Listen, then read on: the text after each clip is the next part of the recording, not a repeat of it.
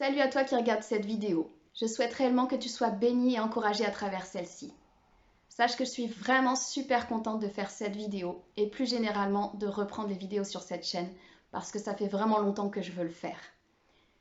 C'est pas faute d'avoir des idées, j'en ai pas mal, je les note, mais j'ai vraiment l'impression que le temps file trop vite.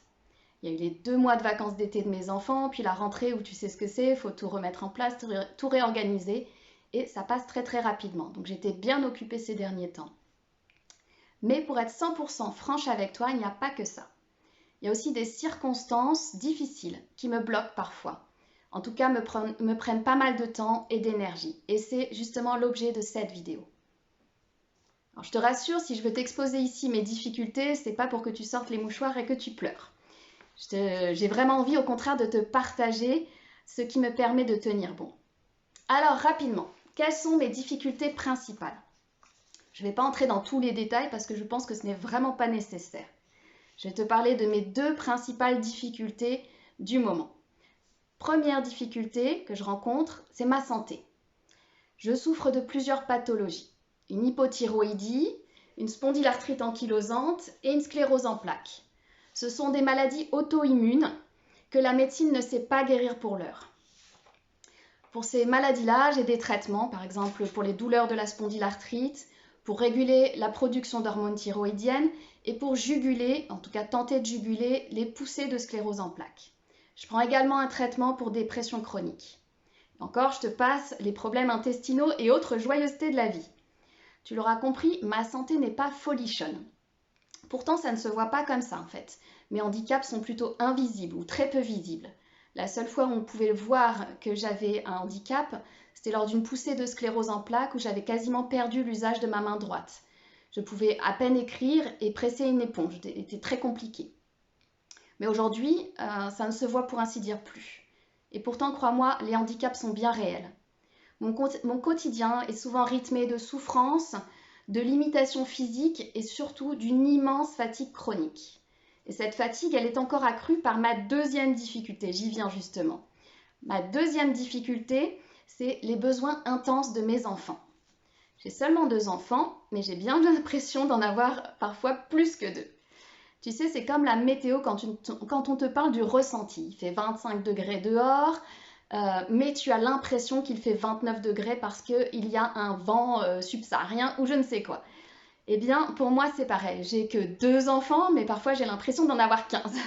Enfin, j'exagère à peine. Pour t'expliquer, mes 2 enfants ont reçu un diagnostic de trouble d'attention avec hyperactivité. On peut aussi l'appeler TDAH ou hyperactivité. Pour ceux qui connaissent, vous savez à quel point c'est fatigant d'éduquer des enfants hyperactifs.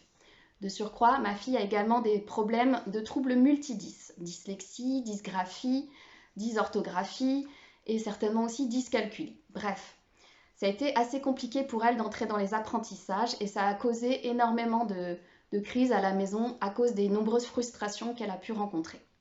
Mon fils, lui, quant à lui, ne souffre que de dysgraphie en plus du TDAH.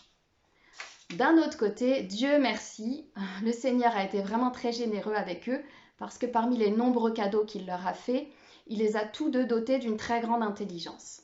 Ainsi, malgré les difficultés, ils réussissent très bien leur scolarité. Bon, pour ma fille multidys, ça a été un petit peu plus long et compliqué, mais pour résumer, ça fait 1 an qu'elle a repris confiance en elle et qu'elle peut enfin dévoiler son plein potentiel à l'école.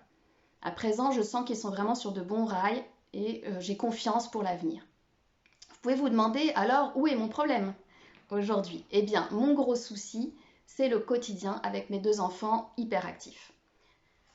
Et puis, leurs diverses atypies. Il faut que je sois extrêmement disponible pour eux, pour les canaliser, leur rappeler ce qu'ils ont à faire, les aider dans les devoirs, les emmener à diverses rééducations et ou thérapies, veiller à leur traitement, etc. Et en plus, ils ont des problèmes d'endormissement. C'est souvent lié au TDAH, ou en tout cas, ça vient en parallèle. Et donc, je ne peux décompresser que très tard le soir. Bref, ma situation personnelle actuelle est telle que je n'arrive plus à travailler, à occuper un emploi. Au début, ça a été vraiment frustrant pour moi parce que je ne cache pas que j'ai fait de longues études et que dernièrement, j'occupais un poste que j'aimais beaucoup, dans lequel je me sentais vraiment utile. Mais voilà, c'est ainsi. je constate que physiquement, je ne peux pas me battre sur tous les fronts en même temps. Alors, mon peu d'énergie et de temps libre, hors rendez-vous médicaux et paramédicaux, je préfère le garder pour ma famille et pour Dieu. Attention, en faisant cette vidéo, mon but n'est pas de t'attrister, comme je te l'ai dit, bien au contraire, je voudrais même par là t'encourager. En effet, malgré mes circonstances pas faciles, je vais bien, car je suis dans la confiance en Dieu. J'ai fait mienne la parole de Dieu dans Jérémie 29:11 qui dit « Moi, je connais les projets que je forme pour vous, déclare l'Éternel, projets de paix et non de malheur, afin de vous donner un avenir et de l'espérance. Je crois donc fermement que Dieu a des projets de paix et un bel avenir pour moi. Et il me donne l'espérance. Et peut-être que ça va t'étonner, mais mon espérance va loin, puisque personnellement, je m'attends à ma guérison. Ma confiance s'appuie sur cela, sur un verset d'Ésaïe, le chapitre 53, verset 5. C'est par ces meurtrissures que nous sommes guéris. Dans ce passage, le prophète Ésaïe annonce quel sera le ministère du Messie, de Jésus donc. Il est venu pour nous sauver, ça pratiquement tout le monde le sait, mais il est aussi venu pour nous guérir. Je suis convaincue que j'ai même déjà ma guérison dans le monde spirituel, puisqu'il est dit « nous sommes guéris », c'est déjà fait. Et bien sûr, je crois que cette guérison se matérialisera un jour dans mon corps. Quand exactement, ça je te l'accorde, je ne sais pas. Mais Jésus étant le chemin, la vérité et la vie, j'ai décidé de le suivre. Et ce chemin est vraiment rempli de grâce surnaturelle. En effet, grâce à Dieu, je bénéficie d'une joie et d'une paix surnaturelle. Et je peux attester que Dieu est bien là chaque jour dans ma vie, à mes côtés. Et vraiment, je le loue pour sa bonté. D'ailleurs, si je t'ai parlé de mes difficultés dans cette vidéo, c'est parce que j'ai envie, je me suis donné par là l'opportunité de pouvoir ensuite te partager ce qui me permet de tenir bon, de rester dans cette joie et cette paix surnaturelle dont je t'ai parlé, malgré les difficultés. Mais pour ce partage, je t'invite encore un petit peu à patienter jusqu'à ma prochaine vidéo. Je mettrai le lien en barre d'infos de cette vidéo dès qu'elle sera sortie.